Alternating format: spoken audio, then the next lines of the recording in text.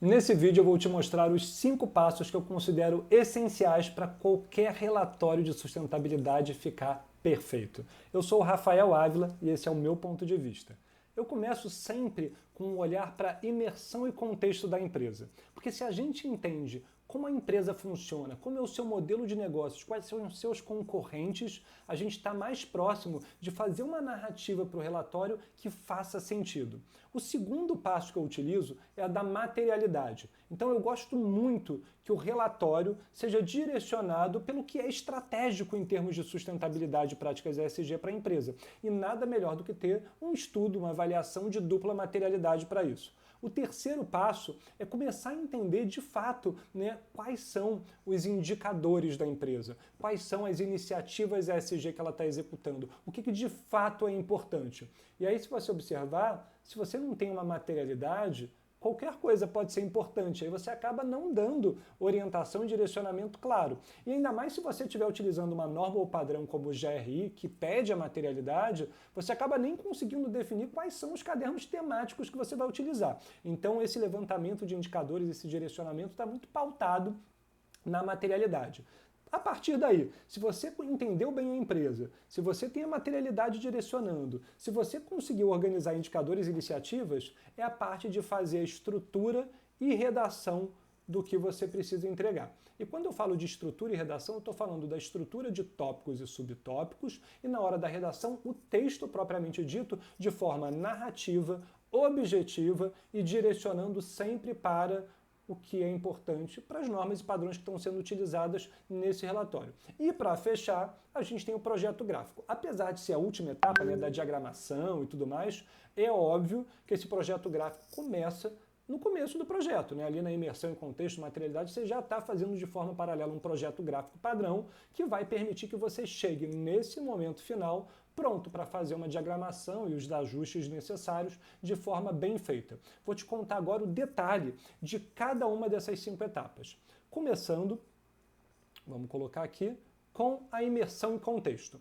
Quando a gente fala de imersão em contexto, eu estou falando que antes de você escrever qualquer linha do relatório, antes de você pensar em que indicador você vai utilizar, você precisa se aprofundar na realidade da empresa, Então você tem que entender profundamente o que essa empresa é, o que ela faz. Como você pode fazer isso? Entender propósito, missão, visão e valores, se existe um planejamento estratégico feito, analisar, se vocês já tiverem feito outros relatórios passados, seja de sustentabilidade, seja de impacto, seja de qualquer outro tipo, inventário de gases de efeito estufa, toda a documentação relacionada à sustentabilidade entra aqui como uma forma de você entender o que a empresa já faz, o que ela quer fazer e o que ela não está nem dando bola, o que ela não faz de jeito nenhum. Isso tudo é importante.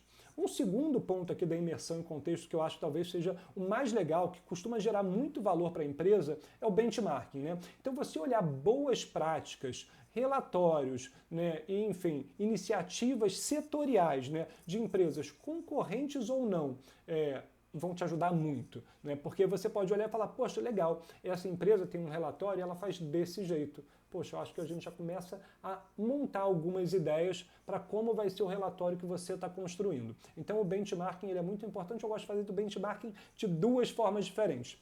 Um benchmarking quantitativo, onde eu vou comparar a minha empresa ou a empresa que eu estou analisando com os seus pares, e um benchmarking qualitativo, onde eu vou olhar as principais iniciativas ESG para entender dessas iniciativas que são divulgadas, o que a nossa organização já faz e o que ela não faz e poderia fazer. Porque uma das coisas mais importantes, eu vou até tirar aqui nesse momento aqui da tela, para ficar bem claro, trazer bem forte para você, o relatório de sustentabilidade, ele deveria ser um instrumento de gestão e de comunicação.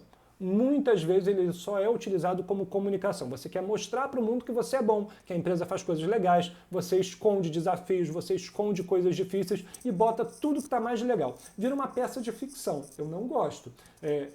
O relatório de sustentabilidade ele é ideal e encontra o seu ponto perfeito de uso quando ele é tanto uma ferramenta de comunicação como uma ferramenta de gestão, ou seja, de melhoria interna, de evolução. Então, se você usa o benchmarking para entender como sua empresa pode evoluir, você está aproximando sustentabilidade da estratégia da empresa e isso é muito bom, né? Então, essa é uma dica que eu gosto de dar porque ela é importante.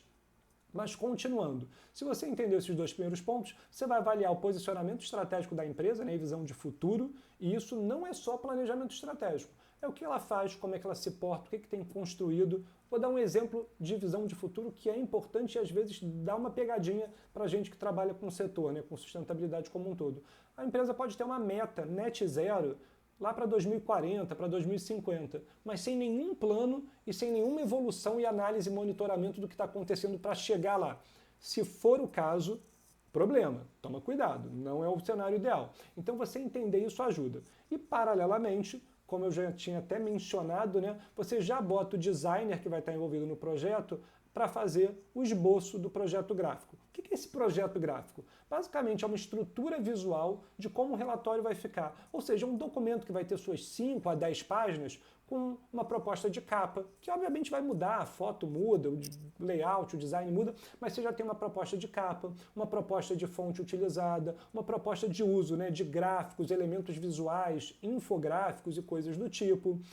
E isso ajuda muito para quando você chegar lá na etapa 5 de diagramação, você não ter um problema. Você consegue já ter tudo pronto e lidar bem com o direcionamento do relatório. Então, para imersão em contexto, isso é o que eu acho mais importante, né? Com contexto, eu gosto de botar aqui, o relatório vira esse instrumento de gestão que é tão importante, que é tão direcionador para qualquer estratégia de sustentabilidade. Uma vez que você já tenha passado, né, por esse passo 1, a gente vai para o segundo passo e talvez esse seja um dos mais estratégicos, né? A materialidade, ela é uma etapa que traz para você, na prática, os temas materiais da organização. Então, se já existe uma materialidade feita, aqui eu recomendo a sua revisão. Ou seja, você vai analisar se essa materialidade foi bem feita, se ela teve consulta a partes interessadas externas, se ela teve consulta a partes interessadas internas, se não veio só da cabeça de um consultor ou de um gestor. Tudo isso é importante, né? E caso não exista, você vai seguir o processo de materialidade, que normalmente envolve, além da imersão em contexto que a gente já fez no passo 1, vai envolver entrevistas, e podem ser entrevistas individuais, entrevistas em dupla, grupos focais. Isso vai depender da forma como a organização funciona e o direcionamento de quem está fazendo esse processo existe, né? Mas nesse caso eu gosto de falar de entrevistas profundas, normalmente com duração de 1 hora, com um roteiro pronto, mas um roteiro flexível, com de 5 a 8 perguntas que vão perguntar para aquele gestor, né? Então a gente está falando aqui com alta liderança, cara, o que é estratégico para a empresa? E você não precisa, como entrevistador, fazer perguntas muito direcionadas de me diz aqui quais são os temas que você considera materiais. Essa pode até ser uma pergunta para o final, mas no começo você quer saber o que essa pessoa valoriza, porque aí sim você vai entender se sustentabilidade é estratégico ou não. Depois de fazer as entrevistas, eu gosto de montar uma lista de temas potencialmente materiais para poder fazer uma pesquisa direcionada. E essa lista de temas potencialmente materiais, eu gosto de deixar como algo entre 15 a 20 e pouquinhos, no máximo, temas potencialmente materiais, porque é a partir daí que a gente vai chegar na lista final de temas materiais. E eu já vou falar para você, essa lista final, idealmente, não passa de 9, 10, estourando temas materiais. Você botou 12, 13, 15, 17 temas materiais, você não vai conseguir focar nisso. Então eu até prefiro que seja um número ali entre 5 e 7 temas materiais, porque você consegue direcionar a estratégia para isso. Obviamente que essa lista vai depender se a sua empresa ela é uma empresa muito grande, com muitas frentes, com muitas pessoas que possam trabalhar, ou uma empresa pequenininha, que se for uma empresa menor, pequeno porte, médio porte, talvez você não tenha uma estrutura tão grande para atuar em todas as frentes, e aí beleza, você tem uma estrutura mais enxuta de temas materiais. Mas basicamente, voltando, você monta essa pesquisa com a lista de temas potencialmente materiais. Minha dica para você é que você faça perguntas bem objetivas para que você avalie a significância tanto financeira como de impacto, né? Eu gosto de usar a dupla materialidade, e para que você entenda quais desses temas potencialmente materiais passam por esse processo. Fez isso, você cruza a análise quantitativa da pesquisa com a análise qualitativa do trabalho de imersão em contexto das entrevistas para você chegar num cruzamento de percepções internas e externas. E ali está escrito, né, pesquisa com stakeholders. Por quê? Porque a gente vai fazer essa pesquisa explicitamente com as partes interessadas, colaboradores, lideranças, fornecedores, clientes, comunidade, organizações sociais envolvidas com a empresa, às vezes governo e, dependendo, outras partes interessadas que possam fazer sentido para a sua organização. Isso não é uma lista obrigatória, eu só dei alguns exemplos. Uma vez que você faça isso, você vai chegar na sua lista final de temas materiais que precisa ser validada pela liderança e a gente tem esse olhar, né? E aqui, o que eu gosto de falar é assim, quando a liderança participa desse projeto, né, a materialidade ela muda de nível, ela vira um processo estratégico. E cada vez mais você consegue alinhar a estratégia com práticas de sustentabilidade, que é o ideal para qualquer empresa, né? E aí, eu também fiz um pequeno comentário aqui, que o ideal é que você chegue de 5 a 10 temas materiais no máximo. Inclusive, né, saiu recentemente o Reporting Matters Brasil, terceira edição, que analisou 82 relatórios de sustentabilidade, e a grande maioria das empresas segue esse padrão. Ainda com uma quantidade grande, passando ali de 11 a 15 temas materiais. Minha sugestão para você é que você não chegue lá, que você deixe mais restrito, mais específico, mais direcionado, para que assim você consiga dar mais foco aos temas que são mais importantes para a sua organização. Vamos voltar agora para o nosso passo 3 aqui, que é o levantamento de indicadores e iniciativas ESG. Como é que a gente faz isso? De forma geral, eu gosto de criar documentos que vão consolidar informações. Para começar, se você vai utilizar indicadores, você precisa saber quais são os padrões que você utiliza. Você vai utilizar o GRI, que é o Global Reporting Initiative, que é o mais utilizado de todos. Você vai utilizar o SASB, que é o Sustainability Accounting Standards Board. Você vai fazer um relato integrado. Você vai usar agora o IFRS, que está entrando mais em voga pela obrigatoriedade que a Resolução 193 trouxe para as empresas de capital aberto. De acordo com essa sua escolha, você consegue dar um direcionamento melhor ou pior. Então, nesse caso, vamos supor que você só utiliza o GRI, você vai precisar fazer a lista de indicadores GRI que você vai utilizar. Como é que você faz isso? Você olha os conteúdos GRI nos cadernos GRI. Esse é um conteúdo para um outro vídeo, né? Senão eu ficaria mais 1 hora aqui falando. Mas, basicamente, você vai olhar os cadernos do GRI e entender o que cada conteúdo que se adequa à realidade da sua empresa pede. E só para trazer rápido, né, são 3 tipos de cadernos. Caderno universal, né, são os cadernos 1, 2 e 3. Então, o 3 fala sobre materialidade, o 2 traz uma série de questões sobre a empresa. Você tem os cadernos setoriais, verifica se a sua empresa está aderente ou não a algum dos setores que lá tem. Não são todos os setores, são poucos, na verdade, são 5 cadernos.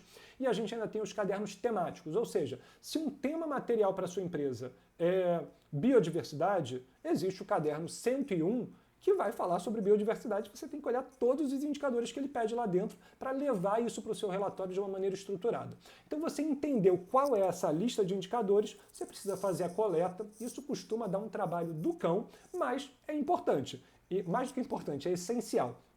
E você conta muito com outras áreas para isso.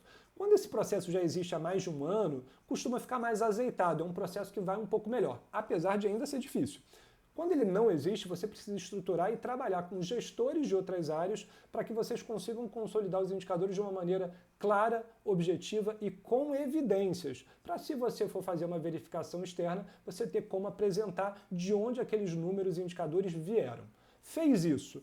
O segundo ponto que a gente tem aqui é o levantamento de iniciativas ESG, porque nem tudo que o GRI pede, nem tudo que o SASB pede, você fez. Na verdade, você muitas vezes faz muito mais, né? Então, você tem iniciativas que não têm relação direta com um desses conteúdos, mas que você quer reportar, você quer colocar no seu relatório. Então, uma lista dessas iniciativas que foram feitas ao longo do ano do relato é super importante, e aí você consolida isso com as áreas responsáveis e entende quais são as lacunas e oportunidades. Lembrando, relatório é documento de gestão, né? Então, o que eu quero que você faça aqui, né? eu quero que você comece a dar uma robustez técnica para o seu relatório. Se você fez um levantamento de iniciativas, de indicadores bem feita, você está com a faca e com o queijo na mão para começar a escrever um relatório muito bem feito, coeso, com narrativa, trazendo o que de fato é importante para a empresa, né? Então, essa é a linha, o direcionamento que a gente quer dar. E aí, uma vez que você fez isso, a gente pode passar para quarta etapa, né, para o quarto passo do nosso relatório de sustentabilidade, que é a estrutura e redação. Primeira coisa que eu sugiro, né, se a gente está falando de estrutura e redação, né, você organizou tudo, você já está direcionado, o que eu acho que você pode fazer? Ao invés de seguir aquele padrãozão E, S, G no relatório, que é até legal, eu não acho que é ruim, mas eu gosto mais quando você traz um pouco mais de especificidade, um pouco mais de olhar estratégico para a empresa. Então eu gosto muito de criar a estrutura dos relatórios que eu estou desenhando com o olhar dos temas materiais. Então eu pego os temas materiais e vou criando essa estrutura de uma forma clara. Uma vez que eu tenha criado essa narrativa estratégica, né, que não é só descritiva, ela traz o olhar da estratégia como um todo, você pode fazer uma outra coisa. Pegar todas as iniciativas ESG e GRIs, né, que você teve, ou indicadores SASB, ou qualquer coisa, e ir colocando dentro de cada uma dessas estruturas, né? Então dentro dos tópicos e dos subtópicos. Para dar um exemplo claro, né? Se você tem um tópico que é emissões de gases de efeito estufa, embaixo dele você tem, por exemplo, um plano de descarbonização, dentro disso você vai colocar, por exemplo, o caderno GRI 102, que fala sobre emissões. Você vai colocar dentro disso todas as iniciativas que a sua organização fez ligadas a isso. Pode ser, por exemplo, o inventário de gases de efeito estufa validado por uma organização externa, o selo ouro que você ganhou no GHG Protocol, pode ser também o plano de descarbonização que você fez e por aí vai. Então eu começo a botar só uma lista de tópicos, né? Falando de forma clara, fica um doc com tópicos e subtópicos que vão mostrando o que está dentro de cada coisa. Se eu entendi isso bem, eu começo a escrever. E aí a gente vai para a parte escrita. E na parte escrita, uma coisa muito importante, né? Você vai começar a escrever o texto. Esse texto vai ficar grande. Você precisa passar por rodadas de revisão. Como é que eu gosto de fazer essas rodadas de revisão? Revisão 1, com o time de sustentabilidade que está diretamente atrelado ao projeto. Revisão 2, com todas as áreas que mandaram informações para o relatório. Revisão 3, com as lideranças. No final, a gente vai ter um doc pronto, que é o relatório de sustentabilidade. Como tornar esse relatório, né, escrito, por enquanto, só textual, mais robusto?